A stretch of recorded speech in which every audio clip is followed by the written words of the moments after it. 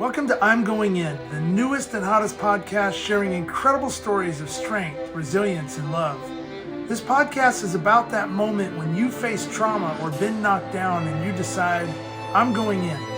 Whether it's to help yourself stand back up, to strengthen your faith, or to support others, this is where inspiration begins. Like and subscribe to my social channels and get ready to be uplifted as I introduce our next incredible guest on I'm Going In. Hey, welcome back to I'm Going In. I'm your host, Todd Blyleven. And again, this show is all about the moment that you find that moment to rise after being knocked down in your life, whether it's something that happened to you through your trauma or something that you did for someone else and it brought on trauma. It's that moment when someone has extended a hand to help you up, or you decided, you know what, I'm going in. I'm going to go in for myself, going in for my faith. I'm going into therapy. I'm going in for others. And I have two guests on today that one, we've got an incredible history through our dads, and another one that was introduced to me through faith, and just truly, truly amazing. Thank you both for being on. Brittany and Anthony Gonzalez. I really appreciate you coming on I'm Going In. Glad to be here. It's our pleasure, Todd. So, Brittany, you and I have this connection through your dad, Frank Viola, former left-handed pitcher at the major league level, and my dad, Blyleven, former pitcher, and they were roommates and fishing buddies and golf buddies. And I just remember back in Minnesota, the pontoon boat trips on Lake Minnetonka. You were probably about that big. But my sister and just our families, I mean, your parents were always extremely kind. I loved being around your dad. He taught me how to throw my changeup that I think eventually got me into pro ball. And just an incredible just memory. So it's so cool to connect with you on a podcast and in life. So cool. It was such a pleasure just recently when our dads were together and you were there, and my mom connected with you and heard more about what has been happening in your life. And then she was like, you and Brittany have to connect. And this has reignited a relationship. And it's an honor to continue to know and learn more about your story, what's been going on, and do the same, share our story. Yeah, it's faith, right? I'm a firm believer in divine intervention, and that God puts you in places at the right time with the right people. And a lot of times we don't accept that offering. You know, maybe our lives are too busy. We don't take that like 30 seconds to realize, hey, you know what? I do have that connection. I just want to call. There's something pulling me to speak to that person. Yeah. And it ended up being a really cool conversation that we had, and it was inspiring and led us to doing this, and you and Anthony both sharing your stories today on the show. But yeah, when I got a chance to speak, that was a tough one. I went down to Florida, and I was speaking in front of my mentors. I used to always consider like people like your dad and guys like Tom Bernansky and some of those players that played back then, like my brothers, my uncles. Some of them were my second dad. You know, while my dad was out on the mound, they were taking care of me, and all the way through that whole journey of the lifestyle that we were raised in, right? Being at the ballparks all the time, and it was crazy. A lot of fun though, right? But yeah, and when I had a chance to speak with your mom after my event, and she told me about you, I had followed your journey through your athletic career, and I didn't know the back end of it though, right? And the struggles and things that I think every athlete goes through, but your story is so compelling and uplifting in the end, right? So I thought we'd maybe share or ask you to share some of your moments, your triumphs, and then where maybe things went a little south for you, and then your uplift. And then, of course, I want to get into Anthony's story because you've got a good one too. So this is cool though, because you're my first married couple on the Hey, show. So let's do it. congratulations. Hopefully Yeah. there will be more. Yeah. And then we're going to get into what you're doing now with Ferret Flush. And I really want to expose that too. So, Brittany, can you, I want to give you the mic on this. Can you kind of share what your journey went through, who you are, what in the athletic world, and just so our audience members can really get to know who you are and what you went through? Yeah. Yeah, so it's really fun to start where like Todd, you and I really resonate is at a baseball field and even in childcare. I just remember childcare in the stadium. I wasn't allowed up in That's the right. stands at the time. That's right. Yeah. So I grew up in this sport world and I was born into it. And I give myself credit that my dad won the World Series in '87 because of my birth. Like I think I inspired him, That's to right. achieve the highest level I of his. heard that. I heard that.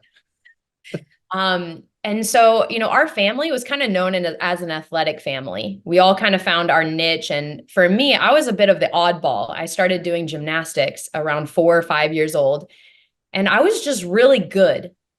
Just a natural knack for this sport. And I just kept climbing the levels. I had great coaches around me. I got to the highest level of the sport by age 11, international elite, Wow. training 7, 8 hours a day in elementary school, leaving school early. And, so much of my growth has come from reflection of growing up. Sometimes you just move forward in life, but you don't really reflect, or you don't even know how to per se. Yeah.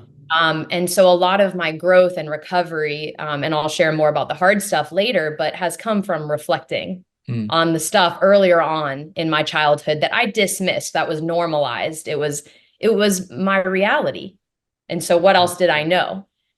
And so I'm 13 years old and I'm experiencing some really weird things. I didn't want to go to the gymnasium anymore. I wanted to get lost going to practice or get in a car accident. Like there were some thoughts Wow. that I was having that were, again, to me, kind of normal. But now looking back, I'm like, oh, that's not good. Like if a little girl's scared to go to the gym.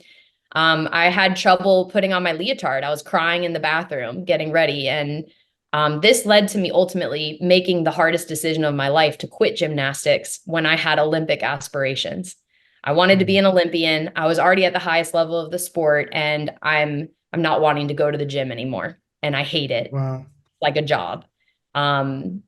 So against my mom and dad's advice, coach's advice, anyone's advice, I quit the sport that I could have gone to the Olympics in.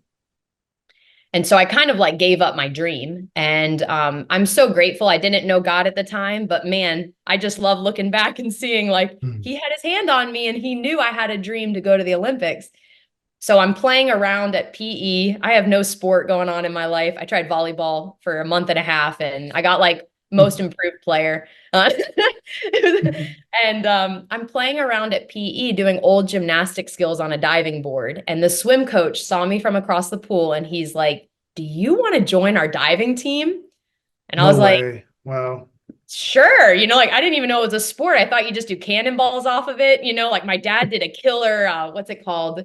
One that you grab one leg. Yeah, can The opener. jackknife. Oh, can opener. Yeah. The Jackknife. triple I don't know. Lindy. But either way, we celebrated because every time he did it, the splash went all the way to the screen at the top, and we're all like, "Oh, best dad ever!" So if you didn't know, he could also do that really well besides throw a ball. So, um, so I got introduced to an Olympic diving coach that month, and within a year, I medaled internationally in the sport of diving in Mexico Unbelievable. City. Um, Wow. so this Olympic dream that I had was back on. The training hours started off small and then gradually got more intense. Um, in the midst of this transition, puberty happens for me, a lot of relationship challenges. Is where you start liking guys and, starting relationships or trying to, and relationships with friends. There were a lot of I didn't realize how much relationships can impact your heart and your life. So I'm performing really well. I've been calling it like front stage, backstage lately. Like my front stage looked really good. Yeah. I'm climbing. I'm the best in the country, like one of the top three. I got to go to world championships at age 16, placed fourth in the world with an Olympic gold medalist, Laura Wilkinson. I was climbing all the right steps to reach my Olympic dream. And simultaneously backstage, there was a lot of turmoil, instability, fear, insecurities that were going on that I didn't know how to process, what to do with it. So I started developing what I later learned was an eating disorder. I went inpatient when I was 18 years old, had to say no to going to all of the world events to take care of myself. Wow. Yeah. And Todd, when you talk about I'm going in, like this was a very humbling, embarrassing, reality that I didn't necessarily know how to maneuver. How are you like the best in the world front stage, and in the back you're like at the lowest of your low? Yeah. And then the low, it like the backstage started affecting the front stage, where I knew like I'm climbing up the stairs thinking about what other people are thinking about me versus the dive that I could lose my life, if I'm not focused, right? Right. You Right. were Yeah. high dive. You weren't just, 1 meter springboard, which is hard to Right. do, Yeah. but you were a 10-meter platform. Yeah. So for those who may not Jumping know, off a 3-story building kind of thing with lots of flips and Into a small little pail of water. about a little fail, but yeah. So I went Wow. inpatient, and that was my biggest low. And who helped me find that facility was I had the courage to tell my mom that I was really struggling. I was eating crazy amounts of food in private. And I was getting rid of the food through forms that were unhealthy and hurting my body. Mm. And so I was able to tell her that, and she was able to get me the help I needed. Did such a powerful story right there, and thank you for sharing. I love your perception. I love the way you think about it, where it's a front stage, backstage piece, because so many of us try to have this outer shell that's tough. We move forward. Maybe sometimes we're forced to do that because of our job, because we're parents. You can't show the weakness. And you hit a word that I use a lot. You had the courage to say something. And that courage is all about strength, right? It's all about fortitude, perseverance, resilience.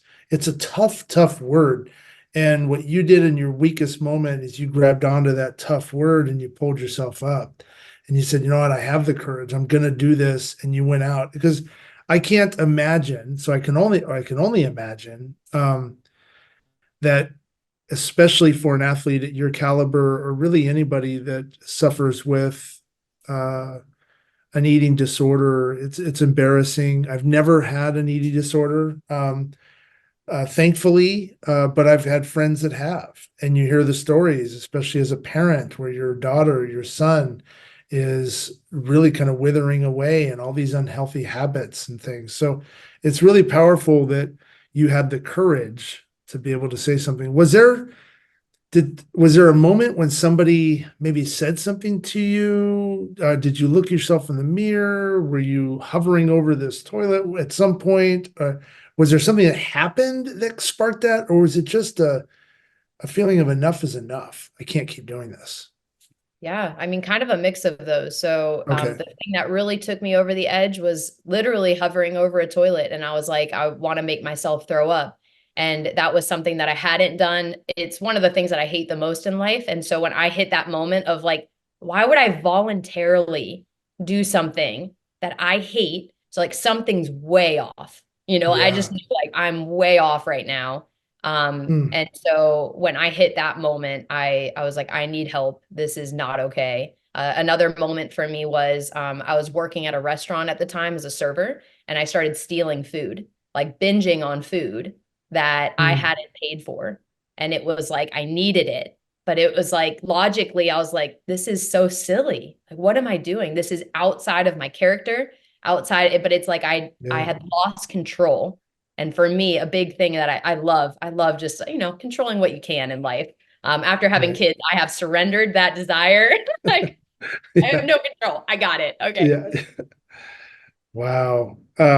And all right, so I have to know, standing up on that 3-story platform and looking down, the concentration that that you need, right, to go into that. But you've got to be scared out of your mind. Does it get to a point where is it just so routine driven to where you're just, all right, I've got this routine, I know my steps, I'm going to hit it perfect, and then I'm going to do my thing, and I'm going to land in the water at this given moment, and I'm just trusting that my routine has taken me this far? Or is it pure adaptive based on like elements around you? Yeah. Well, I think I was conditioned to do like I say stupid things, things that are like life threatening, from gymnastics all the way into my diving. Like there was a buildup of this courage and this bravery to trust my coach that I wasn't going to die. Mhm. And that's still always in the back of your head that you could get seriously injured doing what I was doing. So I would say the way that I would describe it is there's fear that for me never went away. Just the fear intensity was a little bit lower, so I could overcome, but the fear was always there. Um, so I would say, like, for someone, maybe if you go up there, Todd, and I tell you to do something, you would be like 100% fear. Like you'd be like, absolutely not. Like I will die. But after my training and conditioning and having the coach support and the repetitions, I'd say I was more at like a 5 or a 10, of fear. And so the percentage of that emotion was not restricting. It was enough to say, I can do this and I'm going to step into it. I'm going to trust this process that I've been in. So yeah, the fear was there though, Todd. I can't tell you Yeah, time. I was like, this is so fun. I just, I'm just so comfortable. There was not comfort was not a thing. Especially when the wind starts blowing or something. When the wind blows, yeah, that was not fun, especially when you're doing a handstand on the platform at the edge. But it's cool, like thinking back at our I love Todd's face change when you mentioned a no, handstand. I was thinking, oh my gosh, with our dads though, I mean, really, I think there is a little bit of like in me, our dads had to have this focus in the right. midst of thousands, hundreds of thousands of people in the stands, and who knows how many on television, to keep the composure and do what you've been trained to do. Like that was a training. And also I think a Right. gifting our fathers had. Yeah, there's been, several movies that have kind of displayed that. Kevin Costner had a movie where he was a pitcher for the Giants. I think it's called The Game or The Perfect Game. And he's on the mound and you can hear everything, all the noise. And then all of a sudden he says, okay, focus. And everything goes shit. And it goes right into the catcher's glove and you lose, all the sound. And that really does happen. I mean, I've pitched in front of thousands of people myself and been on stage and you have to have that focus. But my point with you getting up on that platform and having that fear, and then the trust that you had in your routine and your coach to get to that point to dive off and land in that water is very similar to what you just talked about with your own path of going through your own trauma and the fear that you had to maybe say something, right? You knew something was wrong and then but you trusted what you told your mom for a reason, and whether it was God coming in and God was your coach and supplying you with these kind of thoughts of this is how you're going to do this to give you the courage, or it was something along the way that you learned from someone else or maybe multiple people in your life that led you to that point on your high dive, standing in front of your mom to then have the courage to jump off and help yourself. And I thought that was pretty cool. Yeah, I mean, you're hitting on something so powerful that in the athletic world, I have built up my muscles and my conditioning to do something that everyone can see, right? It comes out externally on that public platform on the front stage. But that's also been really my journey. That inpatient facility experience was a part of my mental, emotional, spiritual, and relational strength. Like I had the Yeah, physical strength, I had the muscle, I could do all these performances, but I had to start learning how to communicate. That was yeah, one conversation with my mom that led to now thousands of conversations that I have on a moment by moment daily basis that I need to have. I don't realize how much more I need to process in life. And each of those times it's a courageous decision to say, yes, I'm going to step into this conversation. I'm going to step yeah, in and have this, I'm going to get the help that I need. So that inpatient experience led to asking for more help in more areas that took about 15, 20 years to be fully free from these Yep. behaviors that were completely in control of my life. And a brief comment I'd like to make in using that Yeah. front stage, backstage language. You mentioned the conversation with your mom and the inpatient facility. Those are people who you trusted with a backstage pass. Not everyone has access backstage. Nor should they. Nor should they. That's not public. But all of us need some people or a group of people who are safe enough, qualified enough, trustworthy enough, and wise enough to have access to those backstage places to help fortify, kind of scaffold, strengthen what's happening on the inside so that the front stage performance can continue to thrive and excel to the next levels. And then I'll just interject, well this, said. but in that recovery journey, God did open the door for me to go to the Olympics in 2012, 25 years old. Wasn't this little 17-year-old anymore, but after being the alternate twice in 04 and 08, it was such an honor to go to the Olympics and know that I had a much greater purpose and really I would say a passion behind being there, not for a medal. That was my main goal originally, was a gold medal. Now it was, who am I supposed to love around this facility? How do I honor the Lord with my best performance here and give it my all, just as I have leading up to this moment? So it was such a cool moment to reach the little girl dream that quit as a 13-year-old to representing the U.S. in a sport I didn't know existed. And share a little. That's amazing. From what I've heard you share, Britt, too, like the transition spiritually, where you describe how it went from, let's say, performing for God to performing with God. Yeah. Well, really, it was performing for national governing body, my parents, audience members. Like, I cared about everyone's opinion. And when I started learning, like, what if I care about God's opinion about me? And I realized I had this image that if I did a belly flop, but I did my best jump, like I gave my best effort, and it resulted in a belly flop, that God would clap because I did my best. And he's the only one that can see my effort. And so I had this peace as I kept growing and growing in my growth of awareness, but I did have this freedom. I had a freedom to just dive and have fun using the gifts that I had been given. And I had this, if the Holy Spirit lives in me, then he is with me in all of my dives, and he's my best coach, and he's my encourager when I'm alone up on the platform. He's with me. He's going to jump with me, So it was a really fun experience to finish my career like that. Yeah, I think, Anthony, what you were talking about too is, you have your rocks that you surround yourself with. Those are your people that have the backstage passes. But Britt, you connected now your front stage and your backstage. So you were sound on both sides of it. So you could walk back and forth with this no holds barred approach, because you're just being yourself and going out and enjoying. You're putting in the grind on the front stage part of it. Well, in the backstage as well, the performance part on the front.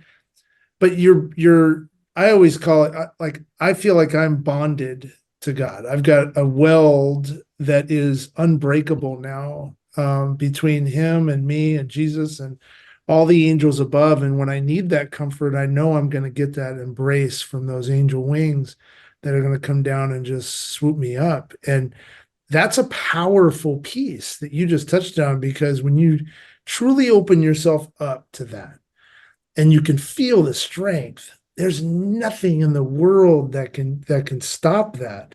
Yeah, we get knocked down. We have to still go on with our life at work. We still have our challenges as parents and everything else. Or you still have your challenge of getting up on that platform and diving for an Olympic gold, because you're trying to do it for your country, your parents, everyone that's been supportive to you, and yourself. Yeah. But if you did belly flop, then he's there to be able to pick you up and say, hey, it's okay. And your recovery time, I would imagine, probably that catapulted you even further into your learning how to deal with your trauma. Because do you ever get over that part of that? I mean, with your eating disorder, I would imagine, and please correct me if I'm wrong, that's something you always live with, as long as I always talk about trauma, like my trauma with having PTSD or depression, whatever that may be. As long as I know I can keep my trauma out here in this bubble, I think of it like a sphere. as long as that trauma's in front of me, wherever I go in my life, if I go back to a concert, if I go somewhere where I might be uncomfortable, if that trauma's out here, it's going to give me signs and tell me, as long as I can feel those spidey senses, okay, I need to back off. I need to maybe take a break for a second. I need to go into the restroom and just clear my mind. I need to get some quiet time. I need to take a break. I need to slow my life down. I'm getting too anxious, whatever that is, as long as it's here. But the minute that trauma gets even with me or behind me, I get these like knocking on the back of my skull, headaches, nightmares. My life gets into chaos. I lose my train of thought. I start to stutter my speech. And so I've learned that as my trauma starts to get moved back, there's something I'm doing in my life that's causing my trauma to now get back here and kick me in the back of the head. So do you ever feel that with what you went through and how you live your life today, just trying to keep your trauma out here and adapt? Yeah. So, I kind of hinted to in childhood, like in the gymnasium, like I realized that was a traumatic experience for me. And there's different types of trauma. There's trauma that you experience personally. But then there's also secondary trauma. So like I was the witness of a lot of things that were very inappropriate and not okay. And I have a very sensitive spirit. And so I took in a lot of stuff that wasn't mine. So there were girls being told that they were fat and they need to go home and like get on the treadmill for hours, like do cardio constantly. That's what it sounded like. That were beat down for their body image. And then who would have thought 3 years later, 4 years later, I would have been beating myself down with my body and how it was looking if it looked anything like the girls that were being talked to like that. And so it has been a journey. I did EMDR for a good 2 to 3 years leading up to the Olympics, which was so powerful. Gosh, like it is amazing what going back into traumatic experiences with the spirit and with wise counsel can do. I had so many memories that were it's almost like rewriting my story. Like I got to talk to my little girl, like Brittany, as a gymnast and say, like, you were talked to inappropriately. They were. This is not a healthy environment that you were in. Like it was unhealthy. It was like validating the truths. Like I could finally validate the wrongs. So when things come up and I get triggered nowadays, like if like someone's raising their voice or someone says something degrading to someone else, it's just something that I realize I have to process. And I have to take, like you said it so well, Todd, you said like keeping it in front of you. And so I journal, like that's one of the most powerful things I do. And one of the tools that through Ferret Flush that we've created, not just this card game, but also books, is we've come up with this ferret out process. So you can process triggering moments and keep them in front of you. And I love that. Like if it moves to the back, you're going to be controlled by it. It's going to take over you versus you getting to walk with others and look at it together. And how do we work through this? I like that, keeping it in front of you. Yeah. So, well, amazing. It's just a true testimony of your strength and perseverance and your willingness to say yes in the right moment in your life. And I think in the courage that you had to step forward. And that's where it's taken you to meet this guy next to you. So I want to hear about you, Anthony, because you've got a very compelling story as well. And then I'd love for you to take us through your journey, how you met Brittany, and then obviously, I mean, your parents, and then we'll transition into Ferret Flush. But Anthony, you got the grand stage now. Yeah, thanks. Well, it has been an adventure of a journey for sure. Brittany and we met on the dance floor. Well, we first met on my 21st birthday party, but we kind of don't count it because we didn't really remember the experience. Just we have evidence that we were there. We met through a mutual friend who was a teammate of hers. But we really first connected on the dance floor at that teammate's wedding. And I asked her to dance as I saw this beautiful woman across the dance floor, and she said yes. And as she was putting her arms around me, her weight coach, this big intimidating guy, steps up between us and says to her, "You don't need to be dancing with a guy like that. You need a big football player." And granted, in his defense, I was a scrawny 150-pound, 5'9" guy. not an athlete. I'm a NARP, a non-athletic regular person. But she gets pulled away and I'm like, what just happened? I got left stranded on the dance floor. Fast forward, I'm continuing to do my thing that night, and the last song is playing, and I see her across the dance floor once again available. Look around, her coach isn't anywhere around. And so make my second attempt to ask her to dance, and we hit it You on. were going in that night. That's right. I'm Yeah, going exactly. I'm Yeah. going in to make the ask, right? That's another application to this one. Mm-hmm. But anyways, yeah, we've been dancing ever since. And sometimes it's a chaotic dance, out of rhythm, out of sync. And then other times it is a very intimate, close connected dance. And other times it's just wild, having fun dancing. So part of our journey, That's a great way to put it. Yeah. We dated for a few years. I proposed to her in London after she was done competing in the Olympics. So she got Olympic rings that trip, as well as an engagement ring that trip. Unbelievable. That was a really meaningful experience for us. There they are. Yeah, I know, right? It was a very exciting day. Lifelong Yeah. ring. And so soon after that, we got married, and we had our first son very early, earlier than we had expected. And I had been serving as a youth pastor at that time, started studying in seminary as a student. And so Todd, I was new to being a husband, new to being a father, new to being a pastor, ministry leader, and seminary student, and all these new roles and responsibilities in my manhood began to create such pressure that it began to reveal the cracks of my masculine soul. Borrow again from the front stage, backstage analogy we were using earlier, like my backstage was a mess.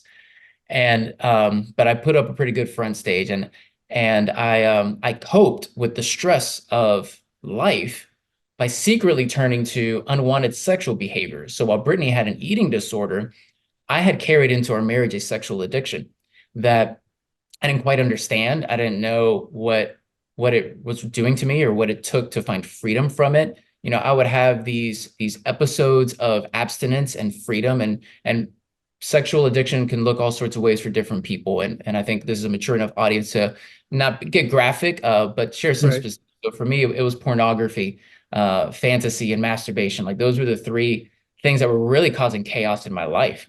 And so I would secretly turn to those things, and it became, like Brittany described, very risky. Like I began to do it at times in places that were not appropriate, and it was pulling me away from my daytime responsibilities. And Brittany began to see evidence of it and approached me about it and said, "What is this?" She found stuff on my phone, and I lied, I covered up. I was so ashamed that I wasn't willing to own up to what I was doing. And I get it, for some people, like they might not qualify those things as wrong. But for me and for us, it was something we agreed to that we didn't want in our marriage. And it's something that I had conviction for based on my faith and what I see in God's word in the Bible, that it wasn't going to be healthy or helpful for me, and it wasn't God's best for my sexuality. And also in your parenting, like that was something that he was like, I don't want to pass this off to our son or our children. So generations after. So to make a very long story short, I disclosed slowly to Brittany the truth, but eventually shared it all and decided, man, I'm going in to get help. And as I went to a facility called Faithful and True out in Minnesota, I went to an intensive workshop they have. Brittany was committed to be on the journey with me. So she went to the women's workshop that they offer to support partners. There you go. And then we went to their couples workshop. Man, we just did anything and everything they had to offer. I was willing to do whatever it took for however long it took with whoever it took to find freedom and become well. And I tell you, Todd, that journey cost a lot of time and a lot of money, but I didn't see them as costs. I saw them as investments. Yeah. Ended up paying tremendous dividends. We literally had saved up a down payment for a house when all this took place. And we had to come to a point of decision based on our values to say, would we rather have a house and no marriage or broken marriage, or have a thriving marriage and no house? Well, the decision was easy. We went with the marriage.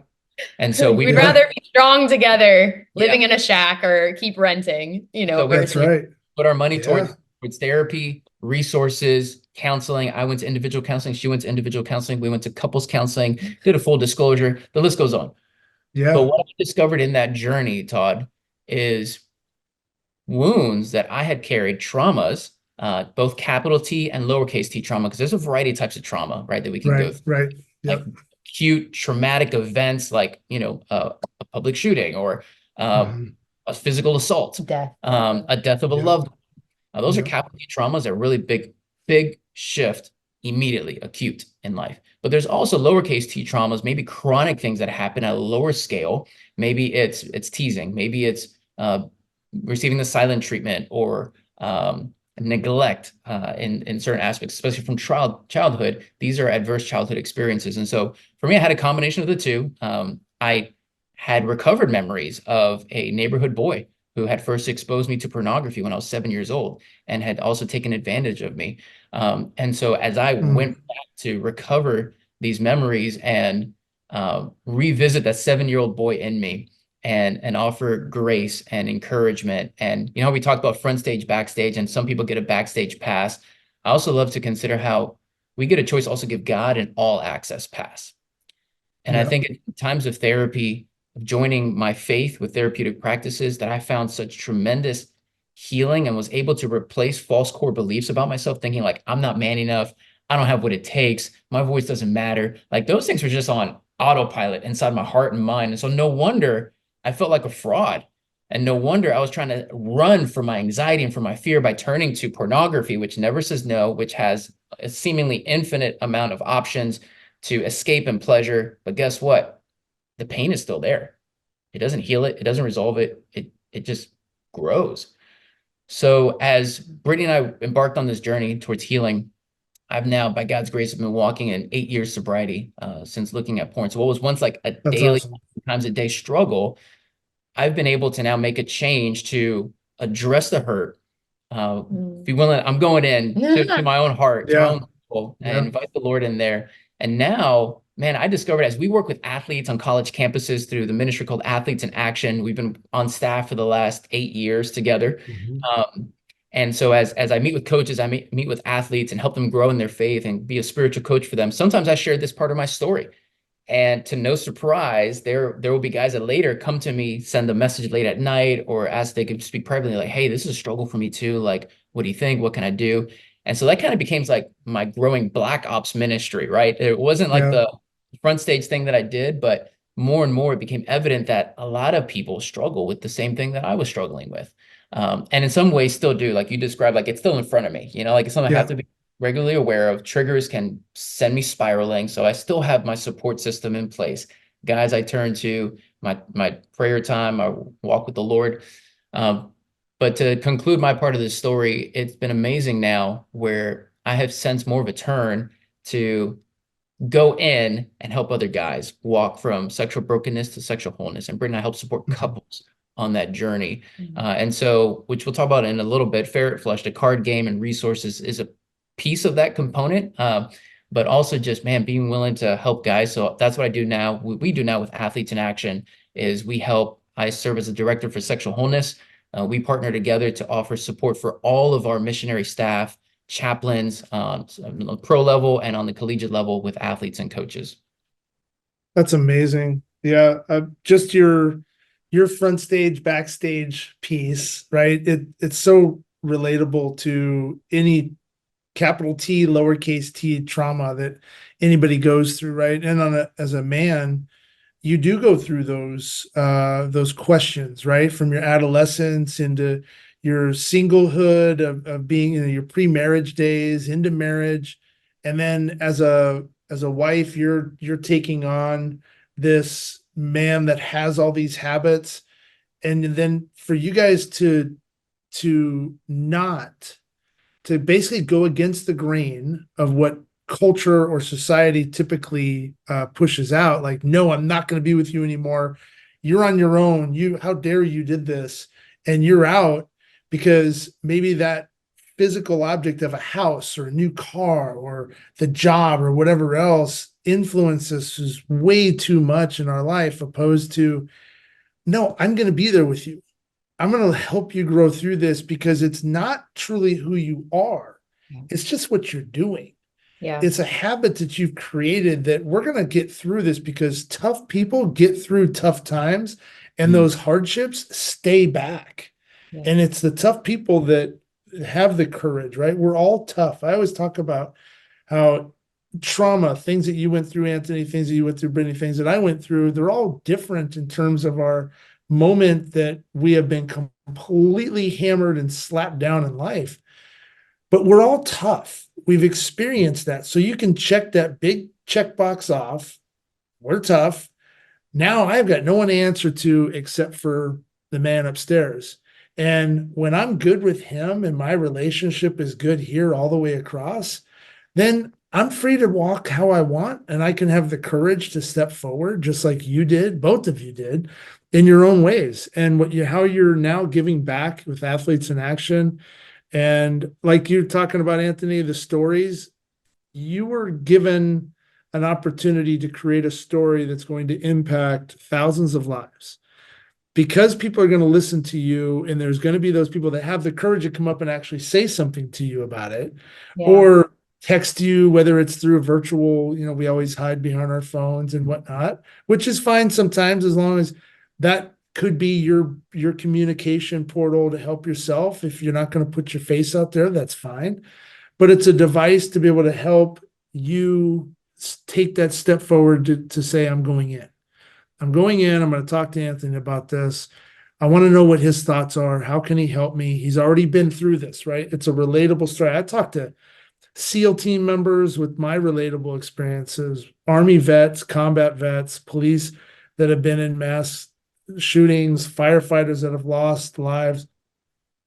My relation to them, I'm on that even keel. So if I start telling my story and how, like, the moment of silence that probably you have experienced, and Brittany, you probably experienced, when that trauma all of a sudden encompasses us, and we're in that moment of that silence in our life where it could go either way, right? I can either keep spiraling downhill, and who knows where that's going to go. Probably at some point there's going to be suicidal thoughts and everything, or I'm going to break the silence.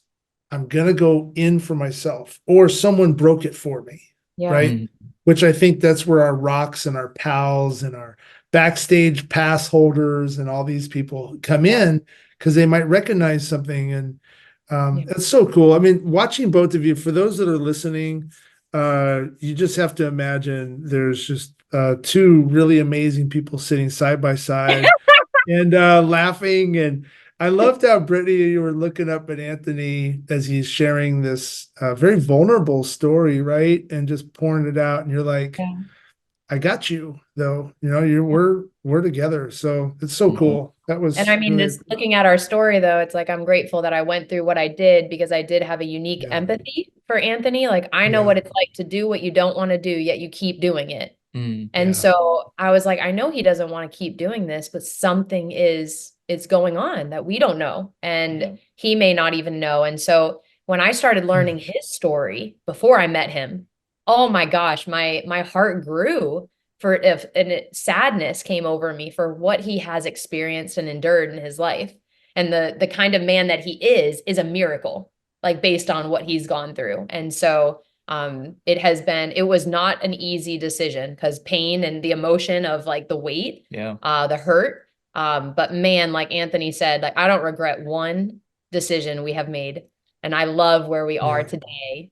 One important principle I think is to insert here that helped us is we learned that, for me and for her, our unwanted behaviors were attempts to meet a legitimate need in an illegitimate way.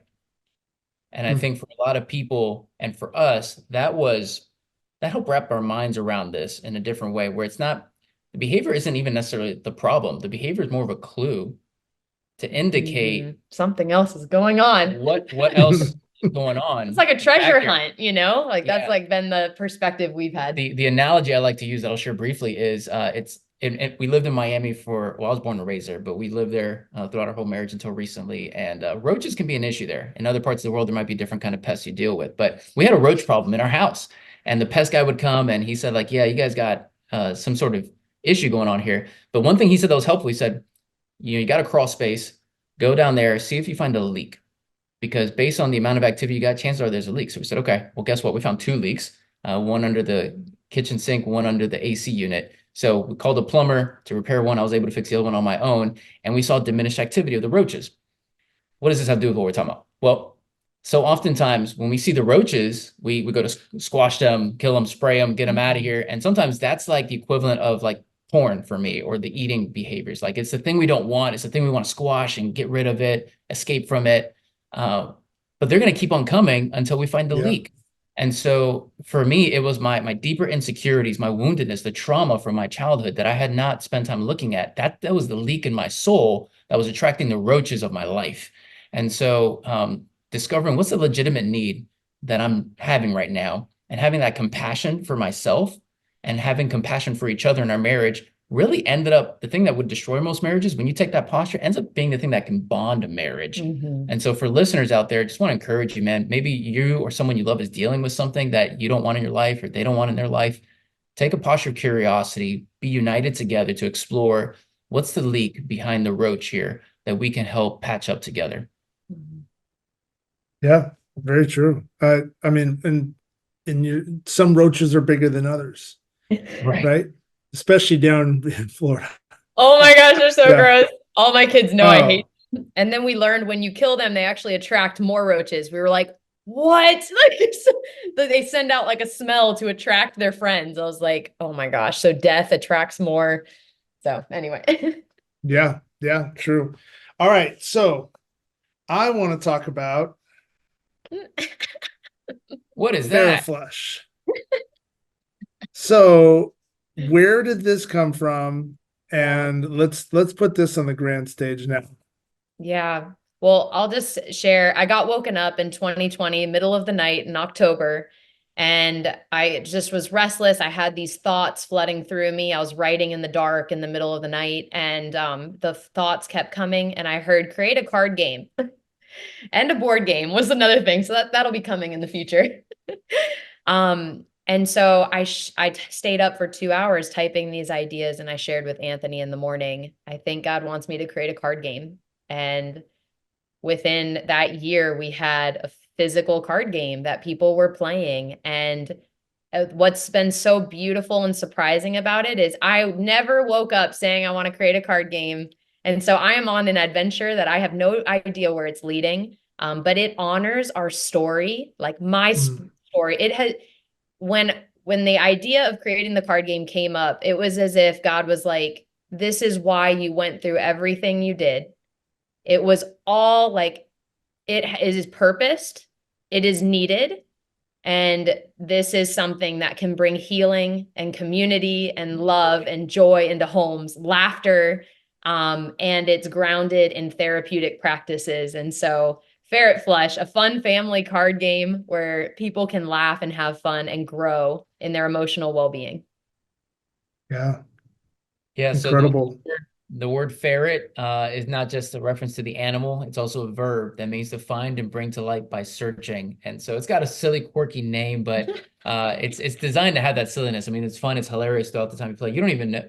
Like, I know we're saying in the context of us going through trauma and therapy and going in and these serious subjects, which are important for us to discuss. Yeah. But I want people to know too, like, don't expect when you play this game that it's like, all right, I got to get ready for some form of therapy right now. Like, no, this is like playing apples to apples or Cards Against Humanity if you're into that game with people you love and want to have fun. But you'll discover along the way some cool truths about the power of your thoughts and emotions and actions in response to life's situations.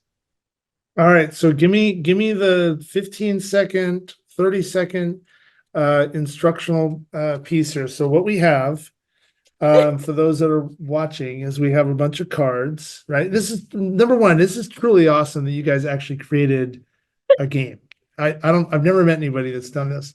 But you have 2 different sets of cards. And so you've got a card that's labeled, what's the situation? And it has points and it has some form of action. I grew 2 feet taller and wider overnight, right? And then you have the other set where it says play, and it has these emotional responses, oddly inspired, secure the bag, and my bad, y'all. And it's got the ferret that says start here. So explain kind of the overview of the two cards. What's the difference? How does this game kind of happen? What's the situation and then the play? Yeah. Go for it. So it is a competitive card game. It's not just conversation cards, but it's Yeah. some winner, they're losers. So here's So athletes love this. yeah. Yeah, right. Yeah, you got to compete. That's Yeah. right. That's right. So 3 to 6 creatures can play the game. And it's Love similar, that. like I mentioned, some other games, apples to apples or things like that. You've got one person starts off as what's called the ferret. It's kind of like the judge. And they flip that blue situation card you referenced earlier. So yeah, like you mentioned, 2 kinds of cards, blue situation cards, red play cards.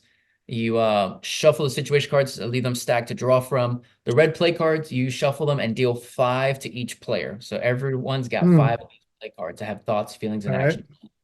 All right. The ferret flips the situation, reads it for everyone to hear, like, I grow 2 feet taller, all right, wider. use the example you read. overnight. I grew 2 feet Yeah. taller, wider overnight. Now, the ferret, that's going to be their situation. So let's say I'm the one that flipped it.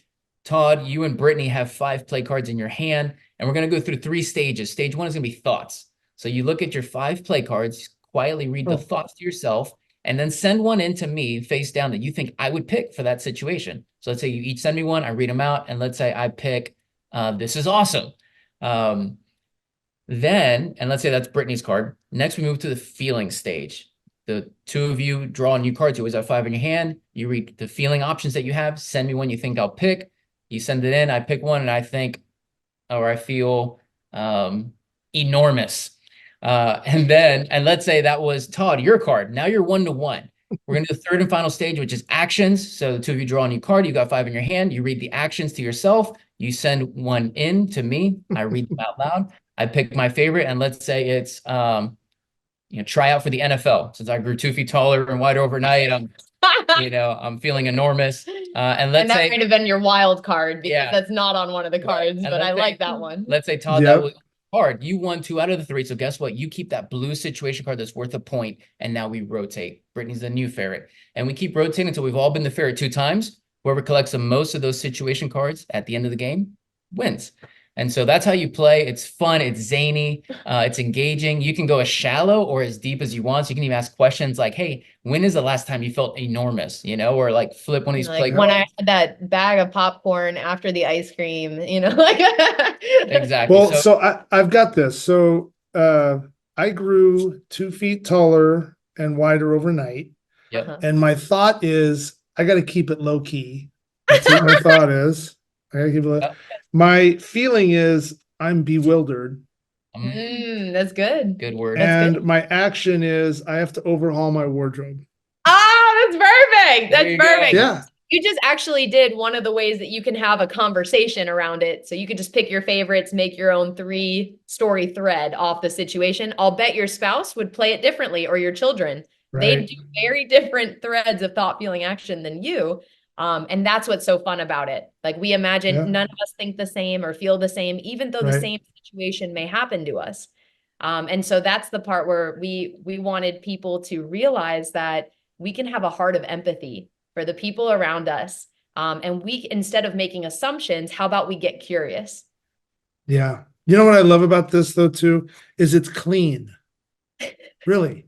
It's like some of the games, holy cow, they just are horrible nowadays. And no offense to all the other game makers and creators and all these other things. And I know you got to have fun with it, but man, some of these are just brutal. So Yeah. anyways, Yes. congratulations on that. Profanity for that reason. We wanted it to Yeah. be friendly. There is some Yeah. edgy words in there, so Like that's potty why we humor. say it's 13 and up is the original pack. However, we did create a junior pack for ages 7 and up. So for families with younger kids, basically if your kid can read, they can play this game. It's simpler, lower literacy level, and the Yeah. game mechanics are a little adjusted too. Yeah. Well, Ferret Flush. Now, so where do you get this? When's it going out? I know you have a website, and we'll put that up right now on there, and it'll be in the descriptions inside the audio for like Apple, iTunes, and all that stuff. So we'll have links to it. But where do you get this? Where are you at with this right now? What's going on with it? Yeah, so at ferretflush.com is the best place to find the 2 games. And then we also have 2 books that if people want to start connecting the game to their own life, and go a little deeper, we have the Ferret Out Journal. So we'll show that on the screen. Yeah. It's 20 days to ferret out. You simply take 2 minutes to write down a recent situation that impacted you. What did you think? How did you feel? And what did you do about it? And so Anthony and I use this in our marriage to reflect if something impacts us in a certain way. We're living near my parents right now, so that can be, impact Anthony very differently than me, and it starts a great conversation. And then the other book that we created was the discipleship workbook, the Ferret Flush discipleship workbook. And this is for anyone that's open to faith and how does faith and emotional growth come together. It's 6 chats where you can play the game as the icebreaker, and then you go into a study to ferret out, and then you read a real life story, basically dive into scripture. And this is all going to be around situations in life, thoughts, feelings, actions. And then there's an equipping tool every single week. So we have the emotional word wheel in here. We have a thought exchange that basically we can choose the thoughts that we have, destructive thoughts versus empowering thoughts. There's an emotional continuum that basically, like, what do you do when you experience an emotion? Do you deny that you even have them, to are you controlled by them? And the posture that we have is, how about you discover through them? We believe there's gems in our emotions. So there's some really great tools in the discipleship workbook. All of them are on ferretflush.com. The original pack is on Amazon. The junior pack, man, there's some children's restrictions that you have to have. We basically missed a couple of text on our box. So really? It'll be on Amazon in the future. Yeah. Wow. That's truly inspiring, amazing. Congratulations on that. I mean, I always find it intriguing that through our life's journey and all the experience we've had, whether it's being in a major league clubhouse back in the day or going fishing with Todd Blyleven on Lake Minnetonka while you were a baby, because, what an experience that was. I'm just kidding. But just how life's experiences has, especially in both your cases, has brought you to this amazing tool. And then sharing your stories and your testament through Athletes in Action. And yeah, you both just look super happy. And that's kind of where we always want to be, right? You want to, through our perseverance, our hard work, our being knocked down in our life, you want to aspire to see that light. And you both have it. So don't lose it. Stay in the sunshine, be there for each other. It's amazing. And I think for those that might be struggling with their marriage or their relationships, whatever that would be, know that you're not alone, right? Give up the physical, go with the mental, take care of your backstage. It's super important. So, but thank you both for being on. I'm going in. This was really an honor. So. Thanks, Todd. It's been a pleasure to be on here. And I think it's worth mentioning, since you just encourage other people, I think it's good for them to know that we have certifications in life coaching and sex addiction professional. So we could also serve as a resource for those listening who are like, man, what they shared, I'd love to get. Maybe can Brittany and Anthony be given a backstage pass in my life? The answer is yes to that. Yeah. We can serve you in that way. And so our information will also be available. But whether through ferretflush.com or some other means, if you want to reach us, you can. And through the Ferret Flush card game, we've also been developing play shops and facilitators training. So for larger organizations who want to use these for example, we're talking to the YMCA who want to use these in their after school programs. So maybe you're a listener and you kind of have maybe a larger sphere of influence. You think this game could serve your organization. We'd be glad to talk about what that can look like. That's amazing. Yeah, I see there's so many applications to this all the way through and through. So, all right, this is part 1. So this is chapter 1. Yeah. You could probably get a couple to our episodes backstage chapter 1. Yeah, exactly. So, well, thank you again. And you guys just you made my day. So I appreciate it. Thanks, Thank you, Todd. You Todd. made our week, bud. Thank you for inviting us on. And I have loved to continue to hold those words if I'm going in as a reminder to keep going in courageous ways, not just like career focused or climb the ladder of what society believes, but I want to go in ways that are even harder and more unique, which are usually digging deeper into myself to connect with other people that have been put around us. So thank you for that inspiring those words to just keep going in where God has us. Amen to that. So Thank you, Todd.